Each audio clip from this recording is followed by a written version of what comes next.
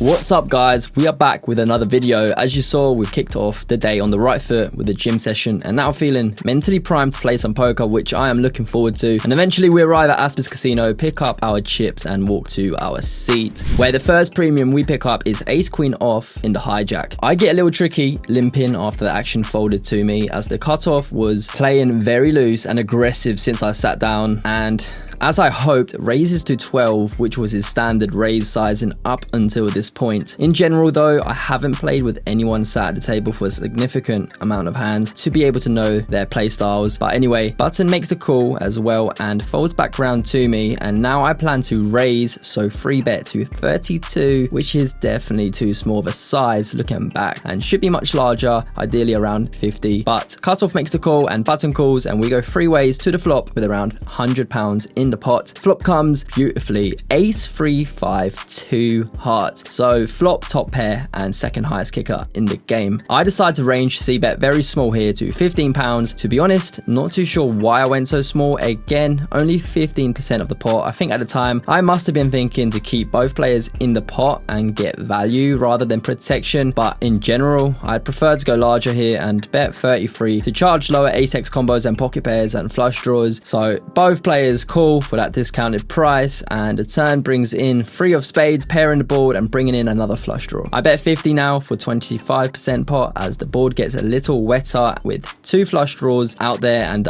only the cutoff comes along with the call. Now off to the river, which is the jack of diamonds. Not too sure what to put my opponent on. Both flush draws have bricked out, which is good for us. Ace jack and jacks get there on the river. We do also lose to ace 5 suited, ace 3 suited and ace king if he was slow playing, although I doubt it because he was very loose and aggressive pre-flop. There is £330 in the pot. Maybe betting again with top pairs, a little too ambitious, but maybe I can get value from his ace-x suited combos that were on a draw and are dominated. So I end up betting small relative to the pot, £85 for value. And now about 20 seconds go by and cutoff announces he is all in, around £220 effective as he covers me. So cutoff applies max pressure, and I go into the tank. The only info I have on him has been from the last few orbits, so not much to conclude there. But looking at population tendency for this spot, I'd say it's probably underbluffed. But then again, I think my ace pair holding is quite obvious with the line I've taken. Maybe he's trying to take advantage of that with a bluff, possibly. But the question is, would he be capable of bluffing here with an ace-x combo or anything? I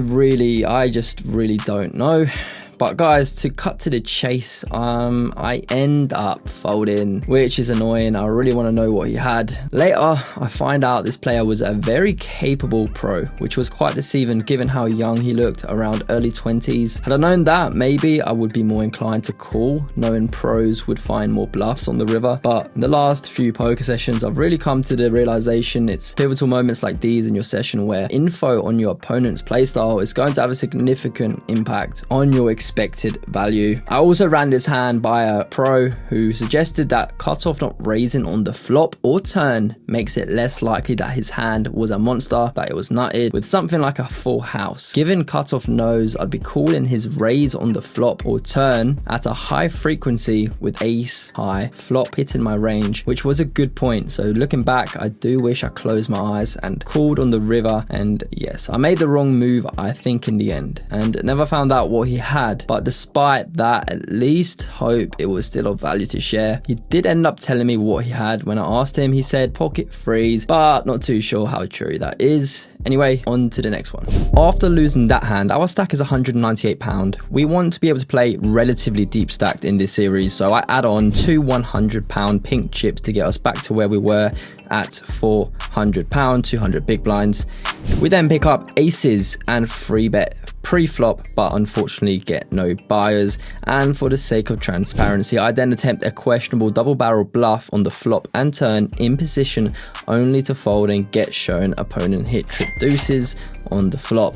Then make a bad river bet, which no worse hands are calling, which I instantly regretted and realized when the chips hit the felt.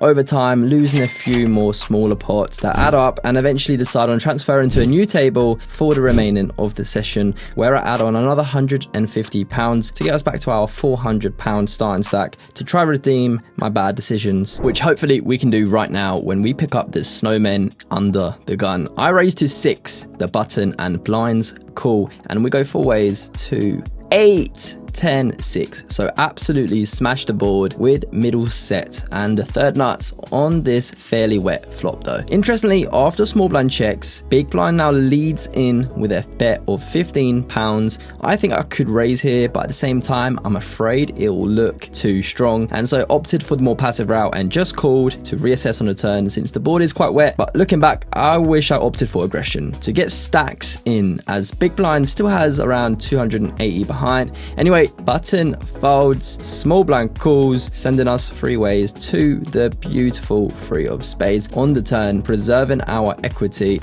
Now small blind checks to the big blind, who fires again, but for a very small sizing of £15. So my only option is to raise now, especially to try to go for max value on the river. So I bump it up 260, small blind folds, and big blind does make the call. So heads up to the river, blessing us with another 3, and this time of clubs, so bringing in the flush draw as well. Big blind checks now, and I think I could bet small and get calls from 1 pair holdings, or put him all in for £220 effective and target his flush draw combos, which is what I end up doing. I put him all in, and after 15 seconds he unfortunately folds. Looking back, I think opting to be more aggressive on the flop was probably the better play to try get stacks in with a hand that can bet 3 streets at a decent frequency of the time. But yeah, we move.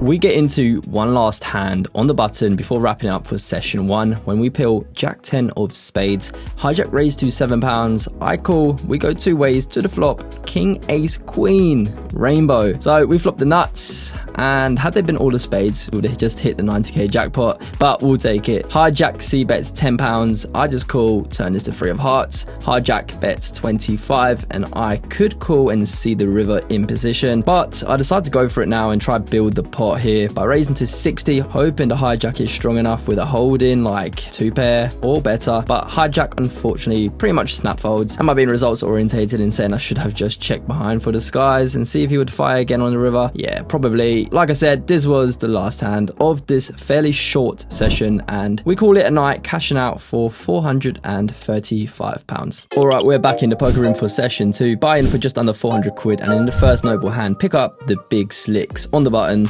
The cutoff limped to me. I raise it to 12 and he calls. So heads up with the cutoff, who I've played with a few times. He seems to be quite a capable player, not scared to bluff, and doesn't play crazy loose pre-flop. Pretty ABC. So flop comes king 8, jack 2, heart. A good flop for my range, I think, and more importantly, our hand. So when he checks, I make a standard C bet to £15 and he makes the call.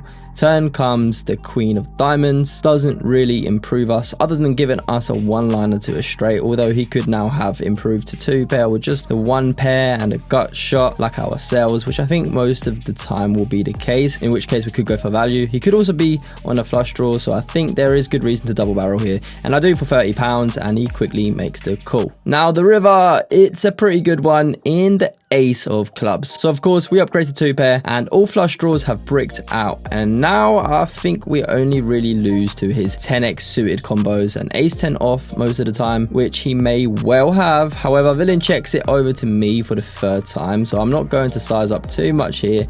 I think I'm just going to triple barrel, which will look strong enough to, I think, be able to fold to a raise if he does raise. So I bet 50, and after about 45 seconds he talks himself into a call, and of course take this one down, and he reveals the ace of diamonds, making me think he probably had something like a suited ace with a low kicker. Decent start, let's go.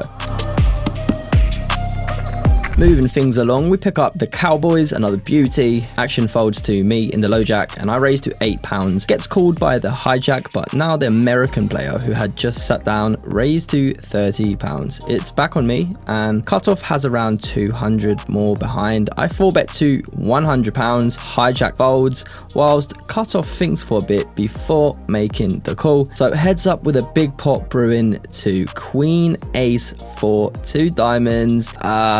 It's the dreaded ace high flop. Not a great spot at all. My thinking is, what would I do here if I had ace king? He's only about 130 more behind, so not much urgency to build the pot. I'd probably just check out a position if I had ace king or aces and hope he checks back. So I make the same play with kings. I check, and cutoff doesn't take long before going all in. Typical when you have kings. That is why they called him. Not so much I can do now. I think calling is probably negative EV. He obviously has a lot of ace-x combos in his range, so I just make the fold and then get shown king 10 off. Wow, never had him on a hand like that, but fair play, man. Got the bluff through. After much thought, I think maybe risking a £50 range bet to fold out hands like that might be a profitable play. But then again, I don't think this type of player was representative of the population, and I think probably folding the flop is the right play and just got unlucky here.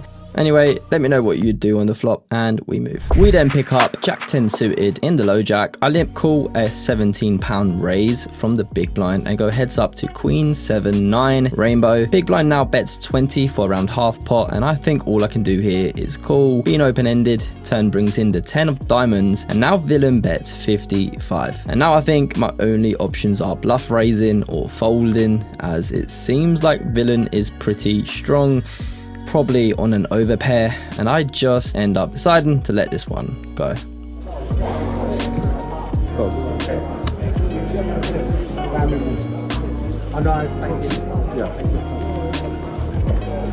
We then end up flopping bottom 2 with 6-4 off in an innocent limped pot, heads up against the same American player from earlier, and get a little too comfortable with our hand when he check calls flop turn and then leads 2x pot on the river, and I call only to get shown he has a better 2 pair in 9-6. Bottom 2 never good at the end there, as it's the worst 2 pair you can have, and he isn't raising anything less than a 2 pair when you think about it. So there, just a straight up blunder from me, and we move. I'm currently down exactly £200 in the session, so I add on 2 pink chips to the stack so we can continue to play relatively deep stack poker, which is what we want to do in this series, and not limit us with the hands we can play. Okay, straight into the heat with our pocket threes in position in a limped pot when we flop an unexpected set on 3-5-9 to diamonds. Better yet, when +2 leads in with a £15 bet, I raise to 40, putting him on an overpair or a type of hand in need of protection. +2 ends up calling, and we go to the turn, which is the 4 of clubs. An amazing card that doesn't change anything and isn't a scare card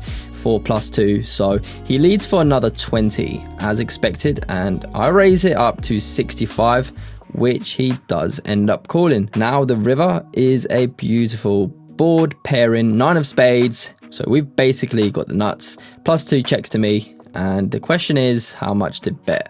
He only has about 170 behind, and I think going all in might just look too strong for his pocket 10s and jacks, so just end up betting 100, and he quickly calls, so probably lost some value there. But overall, I think I played it pretty well, and he turns over 9-2 off. Nice to win a big pot. On to the next one.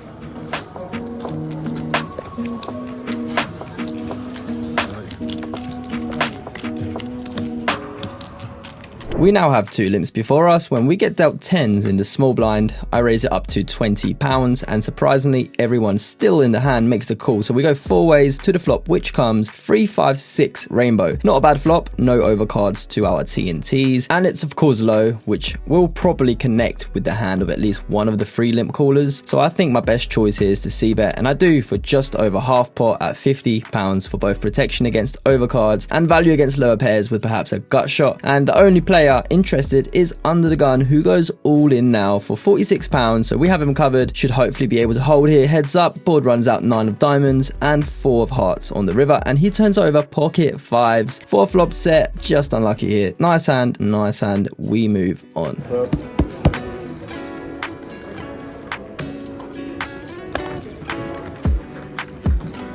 In the small blind with a pocket pair again, this time the cherries. It's the exact same 2 limpers before me again, and this time I raise to a slightly smaller sizing of £15, and Under the Gun and Button both make the call, so we go 3 ways to this beauty of a flop. 6, 9, 10 rainbow bottom set. Let's go. First to act now, and I'm thinking in the last hand with the same 2 opponents, I had a made hand and c-betted, so this time I'm going to just check to them, and now Under the Gun, potentially sensing weakness, leads for £21 and Button calls. Now the action is on me. I'm just gonna make the call, seeing that Under the Gun and Button both don't have more than £200 behind them, and the board isn't too scary and can just reassess on the turn, which comes to 3 of clubs. Now I make a bit of a strange, unconventional play. I lead out for a small sizing of £27 with the aim to make it look like a block bet and on a draw, wanting to see a cheap river. At the same time, I can get value from any decent made hands or actual draws, and it actually ends up working when Under the Gun goes now all in for around £140. Button now is in the tank and hoping he can find the call as well,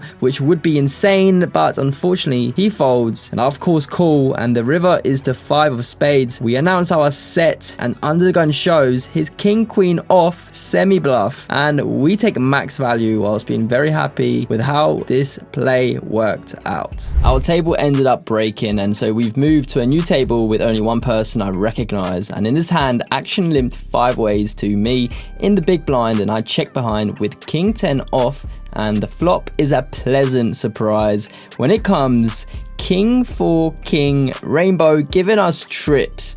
Small blind checks, out of position I check as well, and now hijack bets 10. It folds to me and I just make the call.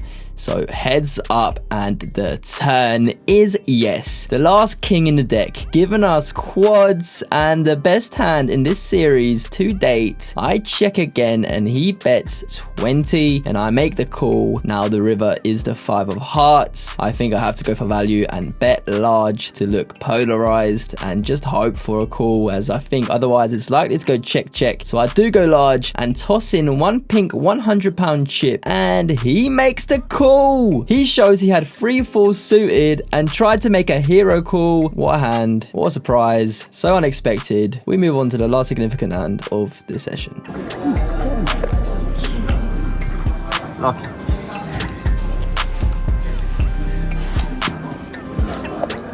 Where we are on the button with red 8s. Only 5 of us are sat round the table as a few players are on breaks. Action starts with a hijack limp, then cutoff raises to 10. I call 10, big blind calls 10, hijack calls, so 4 ways, and flop comes very good. 5-5-3 rainbow. So when action checks all the way to me on the button, I bet 20 and only the hijack makes the call, who, for a quick bit of context, me and him had just been in a big hand which unfortunately wasn't filmed due to my phone dying, where I flopped top set with 9 and the front door flush ended up coming in on the river, where he checked, I bet around 50 and he shoved all in for around 150 to 200, and I ended up just having to make the fold. To be shown, he didn't have a flush but did hit a straight. So with that in mind, we proceed to the turn, which comes to 2 of spades. Definitely a better card for his range now. 6-4 is a straight and we lose to all his 5x combos. He checks again without putting too much thought into it. I bet £25 for value and protection against higher cards, but looking back, I think a check for pot control might be better here, as he won't have many higher cards. Don't think any worse hands are calling, so I think I made a mistake there, and he does make the call. River is the 2 of diamonds, hits his range better than mine, and now he goes all in again for around 175. I think I just have to fold now, and I do. Main takeaway I think for this one being to check back the turn. Following a few more hands, I call it a day, rack up my chips and cash out for a small profit of £13. I'm just happy to be able to get unstuck in this session after being almost £200 down. What is up, guys? That's the end of that session. Hope you enjoyed it. Hope you took something away from it. Ended up breaking even at the end. It was a bit of a roller coaster, up and down. Added on for 200 and then worked into the green, about £150 of profit at one point, and ended up running a little bit bad towards the end. Made a good hero fold. I didn't quite get it on video, so it could have been a lot worse. And I think your comments and speaking to poker players, I think better than yourself, really helps you improve. And so that's what I recommend if you are trying to improve. Speak to others that play poker and who have played it for longer than you, get their insights and perspectives. But yeah, guys, really appreciate you watching. Hope you enjoyed it, and it's 2 AM. Peace.